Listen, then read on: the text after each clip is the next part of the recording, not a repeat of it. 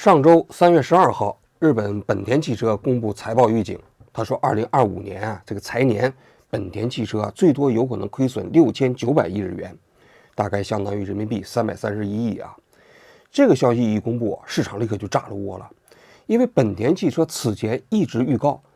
，2025财年它的盈利应该在8500亿左右。那现在马上财报要公布了，突然变脸了，不但没有盈利，相反一下亏损6900亿。这6900亿可不是个小数字啊！更重要的是本田汽车自从1957年上市，已经连续69年保持盈利记录了。那这一朝之间这连续69年保持盈利记录的金刚不坏之身就被打破了。而且本田汽车在日本汽车行业中间的江湖地位那也是不得了，排名第二，老大是丰田汽车，老二就是本田呢。而且本田在全世界的汽车企业中间排名也是第7名，那也是举足轻重的地位啊。所以就这个消息出来之后，那么许多市场人士都在议论说，本田汽车亏损之后，是不是意味着日本汽车工业出了一些什么问题？为什么会这么猜测呢？因为从2024年开始日本汽车三巨头中间的第3日产汽车就已经亏损了，而且亏损额也非常高好几千亿日元呢。到2025财年不出意外依然亏损。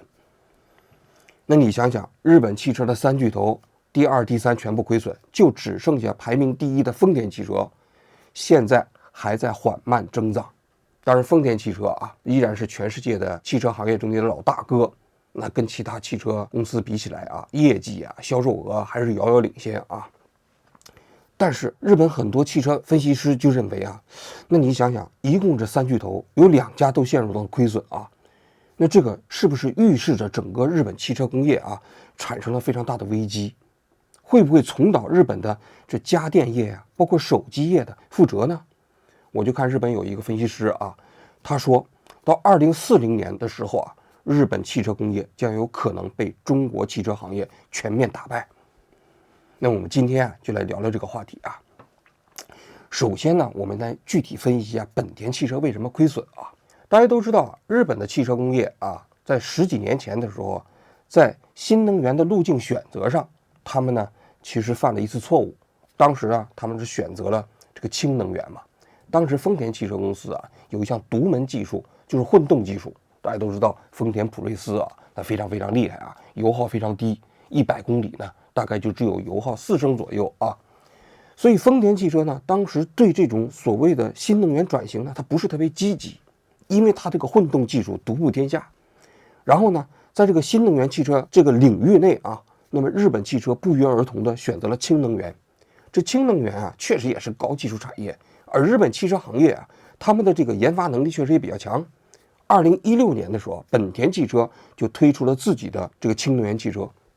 这个氢能源汽车续航里程呢有750公里，加一次氢呢3分钟，跟加一次汽油基本是一样的而且它那个氢能源电池在那里头嘛，它是个燃料电池嘛，那个东西呢还可以独立发电，那应该说是确实非常先进，但是价格也不菲它一台汽车的价格呢大概是755万日元。但是这个汽车推出来之后在市场上反响就不太好，为什么呢？主要就是卖的不行，它一年只卖出来200辆。为什么卖出这个200辆呢？是因为这个你氢能源汽车你需要有加氢站，你没有加氢站，你想想你的汽车去哪儿加油对吧？但是建一个加氢站成本相当高。我看一下当年日本说的，建一个加氢站至少要1亿日元以上。你如果没有足够的加氢站的网点，一般人不太敢买氢能源汽车嘛。所以这个氢能源汽车在日本它虽然生产出来了，但是销售始终不好。就在这个时候因为中国大家都知道，在政府的大力的政策的推广之下，中国全面拥抱这个电动汽车，所以中国的新能源汽车到2016年开始就已经产生了一些竞争力了。这个时候本田呢也就开始觉得氢能源这个路径选择是不是有问题于是在2018年的时候，他就跟美国的通用汽车公司签了一个协议，说准备在美国推出自己的新能源汽车，也就是电动汽车。那么呢，这个协议里头主要分为2部分，一部分呢就是跟通用汽车合资开发电池，另外一部分呢就和通用汽车在美国呢联合研发新的电动汽车。那么后来在2021年的时候啊，这本田汽车公司啊，它的 CEO 又变了，叫三部敏宏。这三部敏宏啊，早年1987年就进入到了本田汽车公司，他主要是研究发动机的这个工程师。后来呢，是成为了本田汽车公司研发部的 CEO。那大家都知道，本田汽车的发动机，那在全世界是非常先进的啊。但是这个三部敏宏啊，2021年当上了本田汽车的 CEO 之后啊，他敏锐地意识到，他说这个本田汽车啊，在电动汽车领域内已经落后了，所以他当时就制定了一个相对比较激进的这么一个政策，说到2040年之前，本田汽车所有的汽车全部电动化。于是啊，他跟美国这个合资电动汽车的合作项目就开始加速了。在2022年的时候啊，他跟通用汽车公司就商量，说到2026年的时候呢，要在美国市场推出3款电动汽车。这3款电动汽车叫宏达凌 SUV， 还有一款叫什么名字啊？我记不清了。但是看它那个推出来的概念车啊，样子还是相当漂亮的，有点像轿跑，就是那个整个汽车啊，车身比较低，减少风速嘛，然后呢速度比较快嘛啊。那么就在这种情况下，据说本田汽车一共投资了50亿美金，雄心勃勃啊，要在美国拉开架势啊，要搞电动汽车。结果没想到这个电动汽车，你想想2026年就要上市了，就在今年的3月份，本田突然宣布啊，这3款电动汽车全部停了，不搞了，全部终止。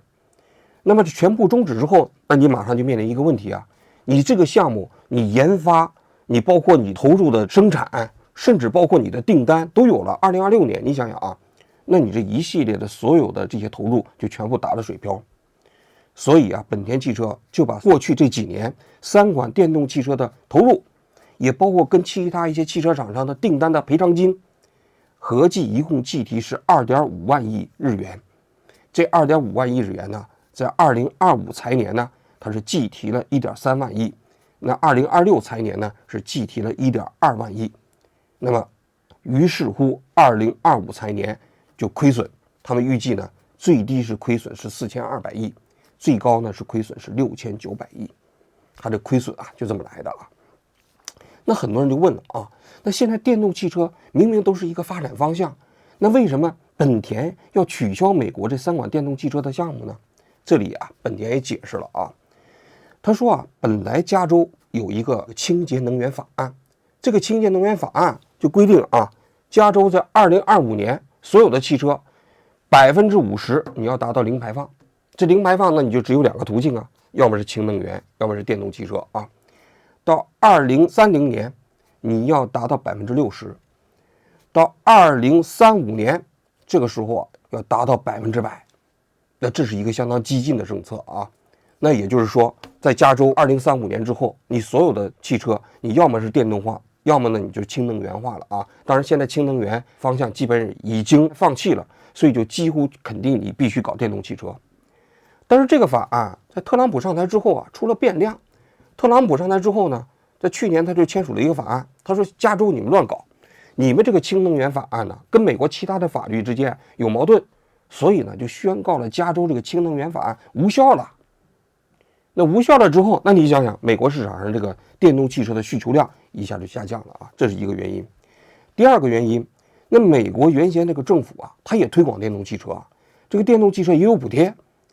但是自从去年9月份之后，这个电动汽车的补贴就全面退坡了，取消了。另外一方面，加州市场的清洁能源法案呢又作废了，那么整个美国市场的电动汽车的需求量就大幅下降了。因为美国本身幅员辽阔啊，然后呢，电动汽车的充电桩又比较少，所以电动汽车在美国的推广速度就比较慢。那么本田汽车就预计，说由于这2个因素啊，当然还有叠加了另外一个因素，就是美国去年那个大美丽法案，还有一些关税的因素啊，导致此前他们制定这个电动汽车方案的时候啊，跟他们现在的重新预计1年的这个电动汽车的销量会差150万辆。那你想想，那就给人感觉，就生产出来这个电动汽车，在美国可能也卖不出去，或者说销量也会大打折扣。于是乎壮士断腕，就取消了这3款电动汽车的方案。那么于是乎啊，这个一共大概2.5万亿的这个损失就计提了。那么本田汽车也讲了啊，要在美国要大力推广混动汽车，因为混动汽车啊，现在在美国市场的这个销量呢还是非常高的。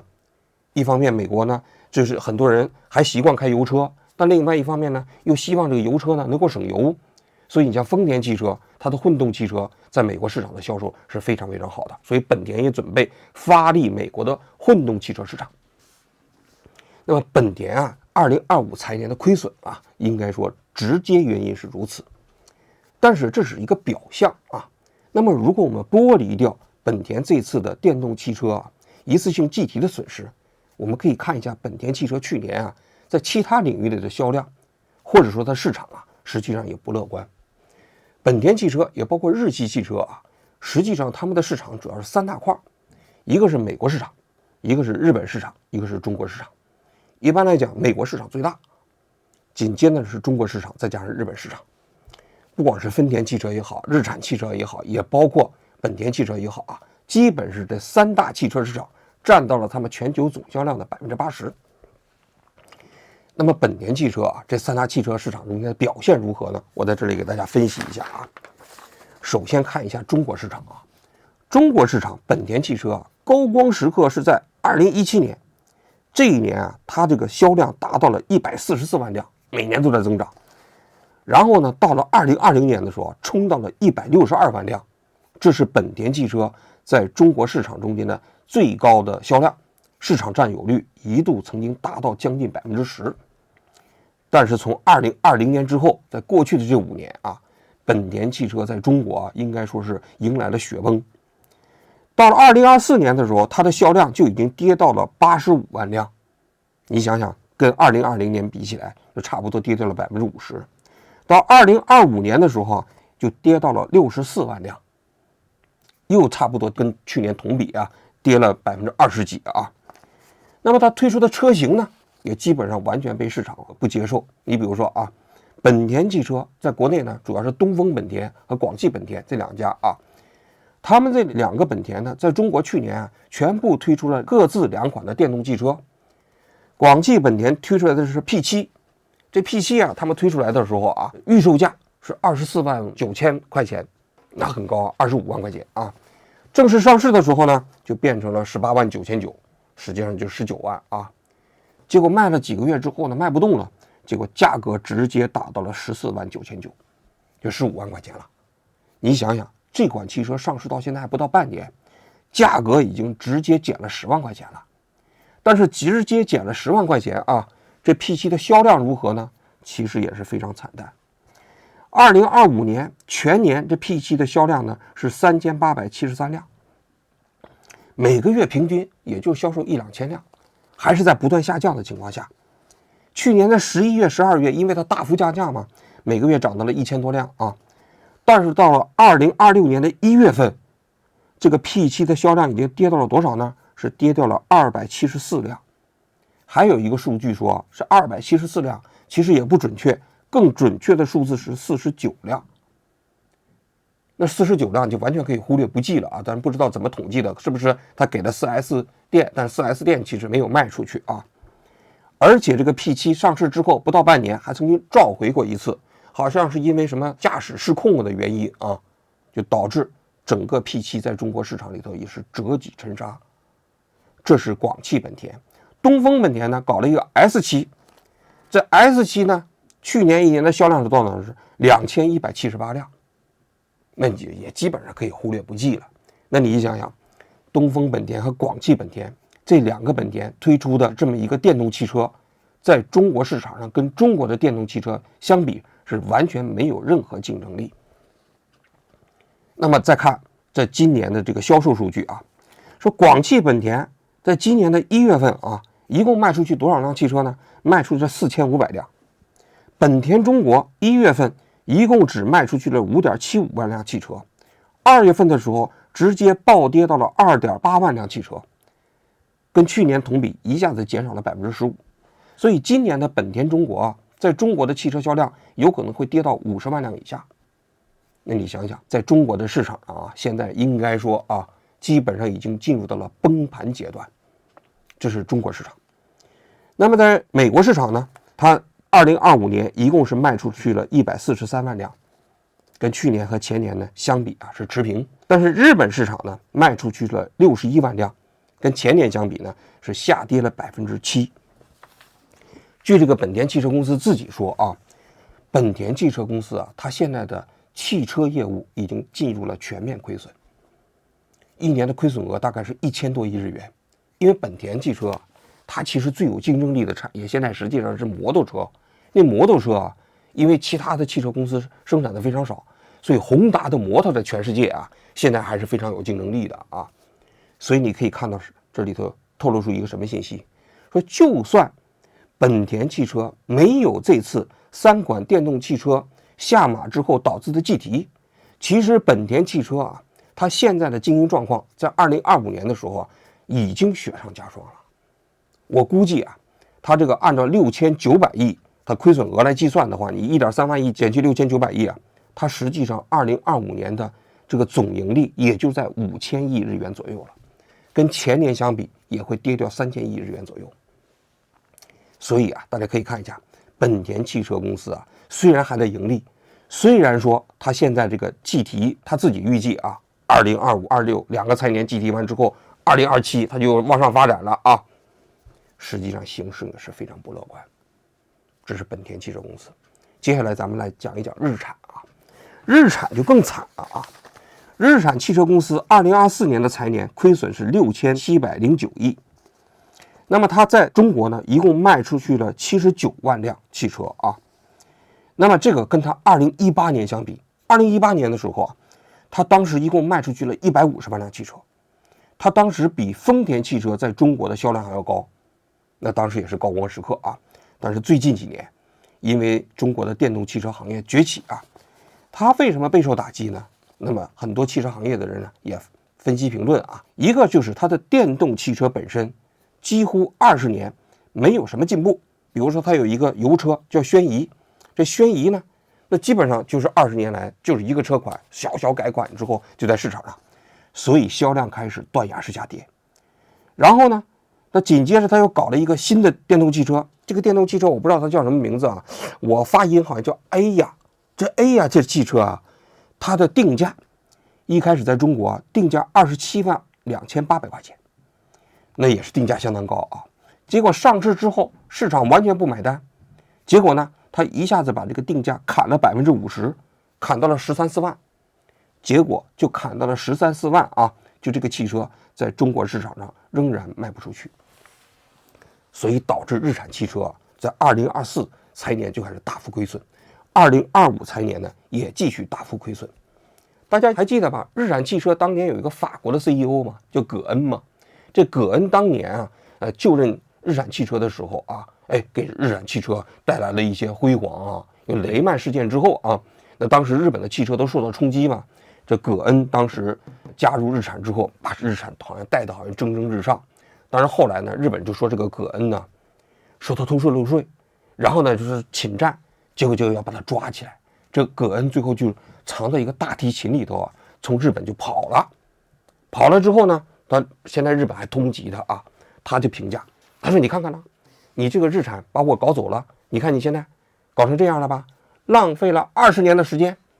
结果现在怎么样？日产现在风雨飘摇啊。”那么日产汽车里头啊，它其实不仅仅是中国市场完全崩盘，它呢在美国市场里头基本上也是崩盘了。因为那个丰田汽车人家还有混动嘛，那么日产汽车在美国呢几乎也没有什么混动的产品，所以它在美国的这个市场啊，现在销量也是一直在下降。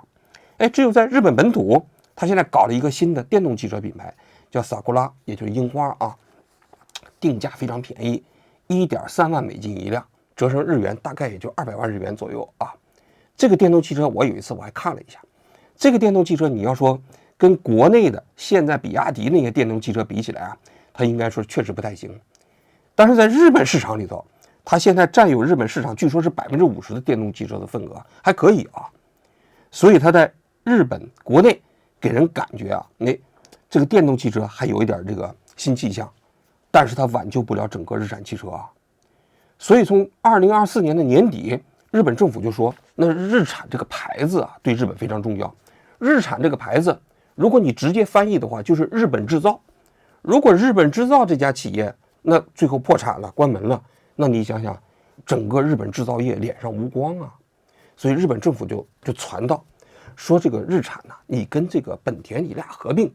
你俩合并之后啊，你们的汽车产量一下就达到了800万，然后你就全球排名第3了。然后你们这2家公司你合并起来强强联合，是吧？这个你有可能起死回生。但是这个谈呢，谈了几个月没谈成。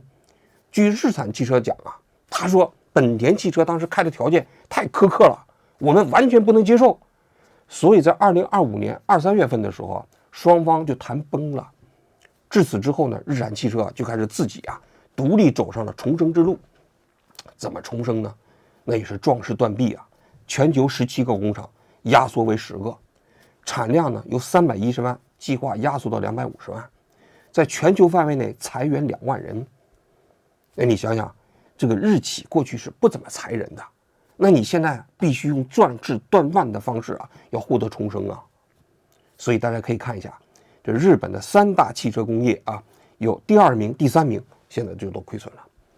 那相对来讲比较好的，就剩下这个丰田汽车了。丰田汽车公司啊，它这个2025年的财报也出来了啊，应该说这份财报呢还是比较亮眼的。丰田汽车公司现在仍然排名全球第1。2025年的时候呢，它的销售量还是超过了1000万辆，遥遥领先啊。它的总的销售额是48万亿日元，那这个数字也是非常吓人啊，同比还增长了6.5%。它的利润呢是达到了190亿美元。应该说这个利润呢，它已经下降了啊，因为去年因为关税的原因，那特朗普不是加关税吗？日本汽车在美国他又不敢加价，所以呢，他就大幅压缩了这个利润。但是大幅压缩之后啊，它还有190亿美元。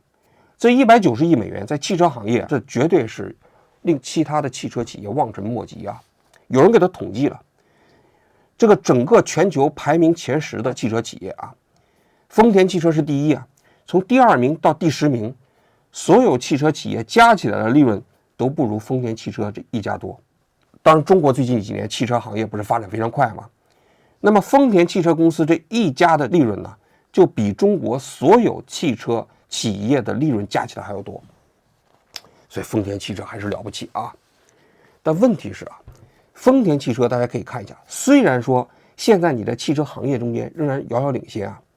但是资本市场给它的估值和定价非常低。我这里再给大家看一组数字啊，特斯拉大家都知道现在还亏损呢，而且呢汽车销量全球排名实际上非常低啊，连前10都进不去。但是资本市场给它定价是1万多亿美元的市值啊。这个丰田汽车在整个全球的汽车企业里，它排名第2，它的市值呢是2789亿美元。2789亿美元，那大概只相当于特斯拉的1/4到1/5，那这差距是巨大的啊。那我们再比较一下小米汽车，小米当然不仅仅有汽车，人家还有手机啊。但小米现在的市值已经冲到了1314亿美元，那就大概只相当于这丰田汽车的1半了。那这前几年也是没法想象的啊。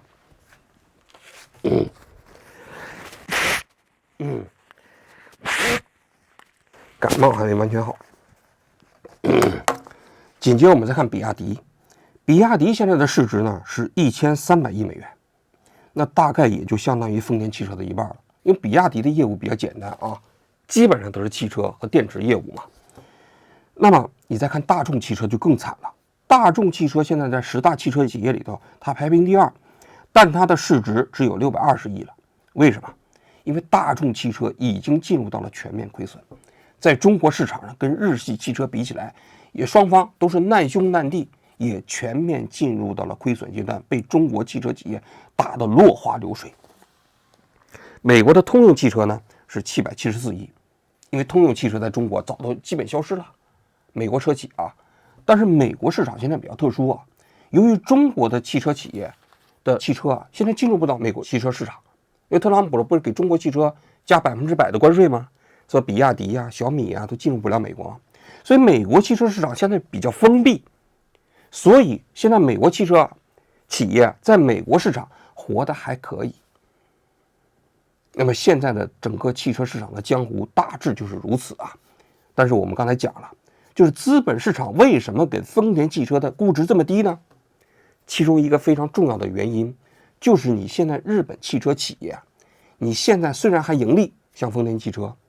但是你不代表着未来汽车行业发展的方向了。为什么？就是因为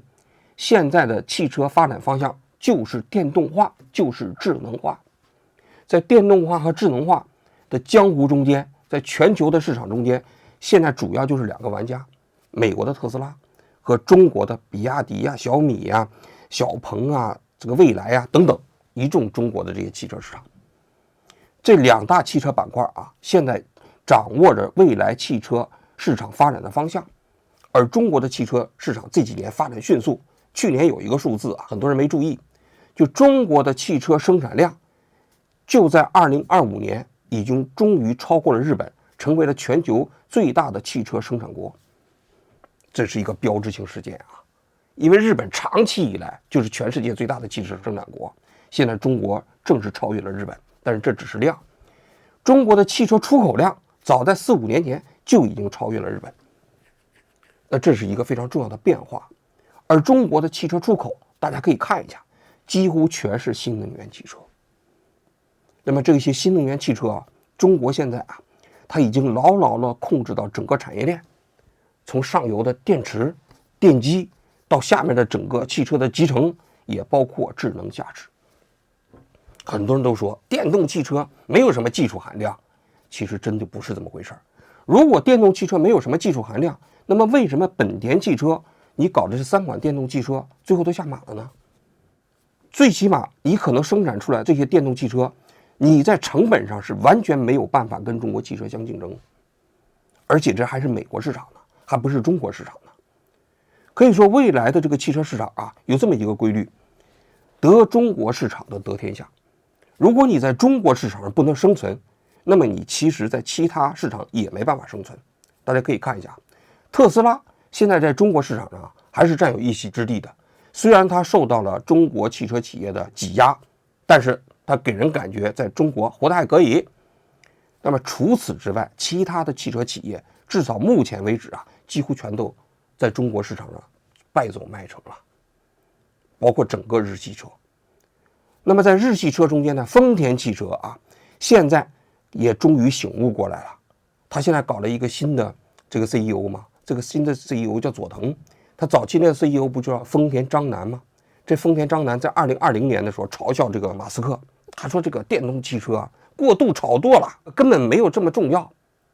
啊！而且呢，他就说我们日本不搞电动汽车，我们去搞混动。他说如果电动汽车转型需要1350亿到2600亿的一个转制成本，他不愿意承担。而且他还讲了，日本汽车产业链很长啊，比如说发动机啊，还包括你变速箱啊，这产业链上那么多企业，如果我们转型成了一个电动汽车，那么这些产业链怎么办？那言下之意，那我们转型了，他们都没饭吃了，导致了丰田汽车电动汽车这个发力也是一直比较慢。但是在2023年的时候啊，这丰田章男终于下台了，换成了这个佐藤。这个佐藤呢，也是丰田汽车长期以来搞研发的，最终当了丰田汽车的 CEO。他当了丰田汽车的 CEO 之后呢，也开始准备全面推动电动汽车化。他预计在2030年之前投资700亿美元，这研发电动汽车，到2030年之前要推出30款电动汽车，电动汽车的销量要达到350万辆。所以你看，丰田汽车现在终于醒悟过来了，开始大力的开始搞电动汽车了。但是这里头呢，我们与之相对比，就是本田汽车。我觉得本田汽车的亏损呢，可能还不是最重要的啊，因为一家汽车企业亏损嘛，那总要有周期嘛。但是本田汽车公司仅仅因为美国市场的政策变化，它就退出了3款电动汽车的研发和上市。这个给人感觉啊，它面对新势力的发展，它显得信心不足。因为电动汽车就是未来汽车发展的方向啊，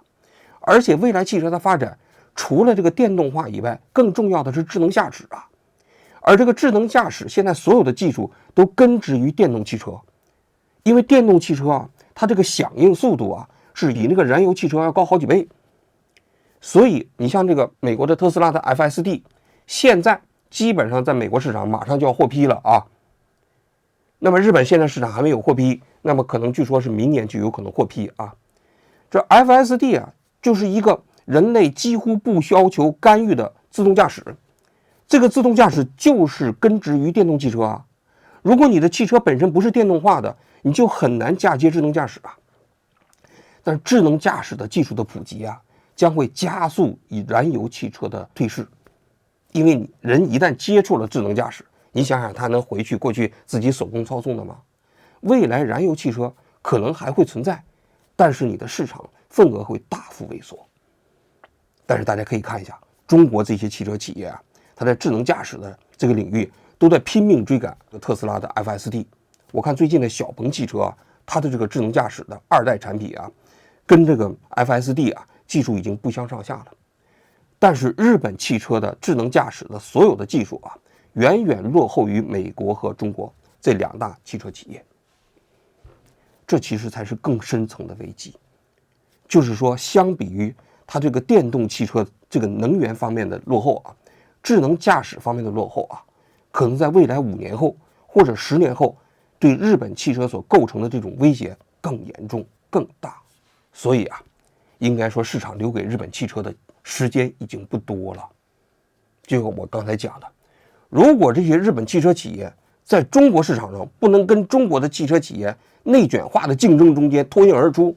那么未来在全世界其他的所有的汽车市场，